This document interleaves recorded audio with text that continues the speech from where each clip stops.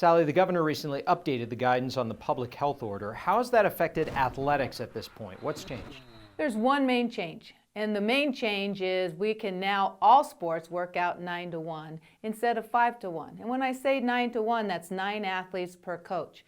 You know, from the very beginning, since the summer, we have been in 5-to-1 pods, and now the governor has opened those up for youth sports, so we're 9-to-1. And when I say all sports, our contact sports are even able to do that, and that's basketball, football, soccer, and wrestling. They're able to work out as well in the 9-to-1 pods. Are the athletes still required to wear masks? That is still a requirement, you know, mask wearing. And, you know, we've talked about that in all sports, mask wearing, and it is okay in all sports. The sport that's really difficult right now is cross country. However, at this point, cross country runners also have to wear masks. Some school districts will continue remote online learning throughout the first semester. I know we've mentioned this before, but it bears repeating because the question keeps coming up. Can they participate in athletics and activities? They can, and that is a school district, school administration decision. So we will have our sports. We will have, right now we're in out-of-season coaching guidelines, but on October 5th we will start cross-country, volleyball, and fall golf. And it is up to the school district and their administration whether they want to participate in athletics or not, even though they're remote learning. With remote learning, have you seen or do you foresee any issues when it comes to scholastic eligibility for these student athletes? You know, JP, that is one thing that I've talked to our administrators, our athletic directors, and our coaches. And we had a Zoom meeting last week with our cross-country and volleyball coaches. And although we talk about, hey, a season's going to start, the one thing I told them that they needed to focus in right now is scholastic eligibility. Our students are having a difficult time with remote learning. And we did take a poll last week to see how many kids were actually passing without any Fs. And it was minimal amount that were really passing and doing well. So our coaches right now, what they're really doing is honing back in and making sure that their athletes are doing well with remote learning. The 6 weeks coming up, I think even in fact this week, the 9 weeks is mid-October.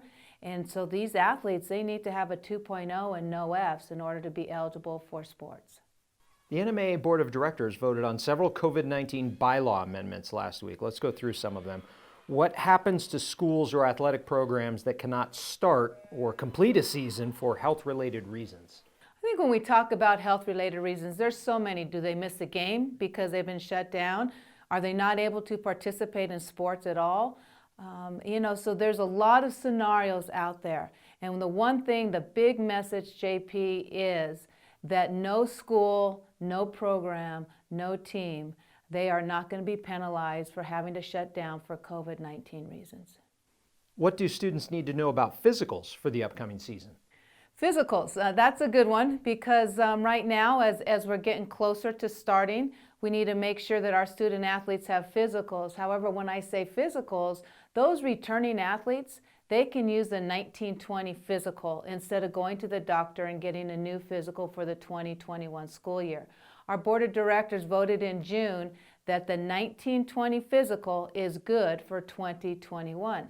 However, there is a form that needs to be filled out by the parents, and it's a pre-participation form.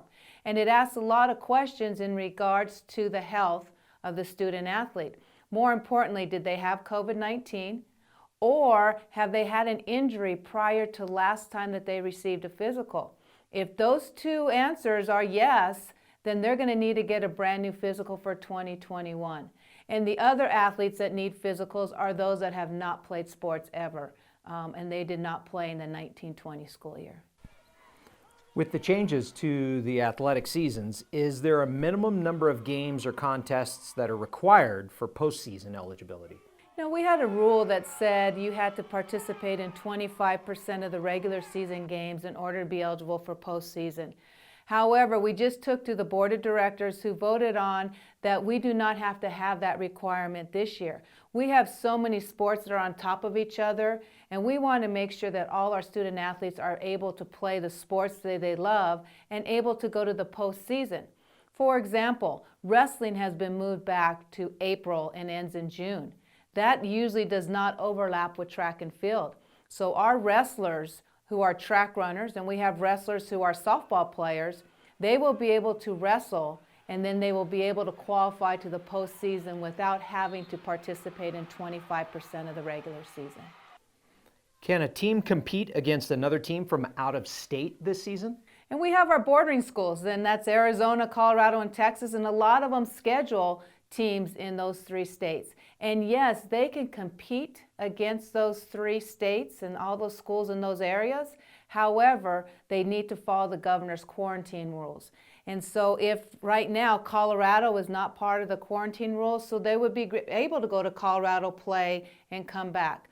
But currently, Texas and Arizona are requiring a 14-day quarantine period, so it would be very difficult for our schools to be able to play schools in Arizona and Texas right now.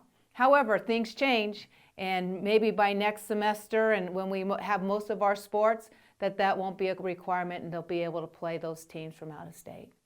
With a fewer number of teams and individuals qualifying for state in most sports, how will seeding and selection be affected?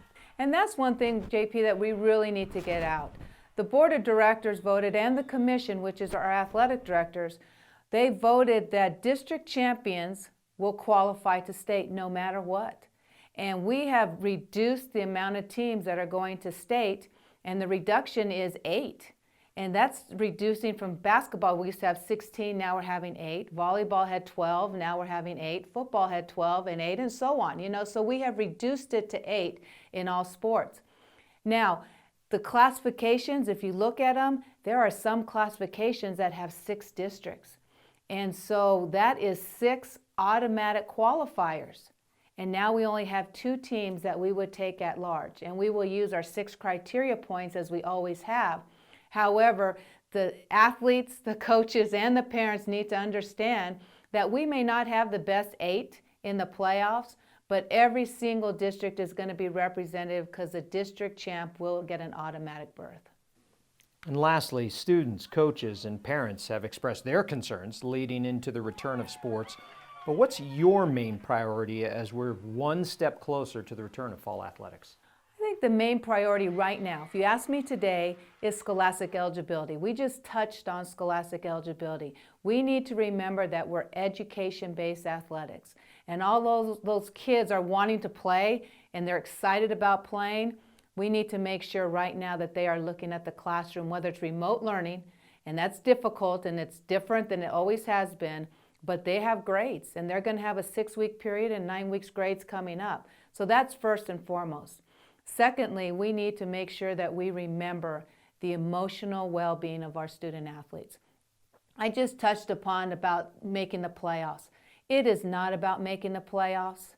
It is about getting kids back active, teaching them lifelong skills through athletics, getting them back with their coaches, getting them back with their teammates. That is what's most important. And lastly, we're still on track. October 5th is still our date, and we are going to play again in Mexico.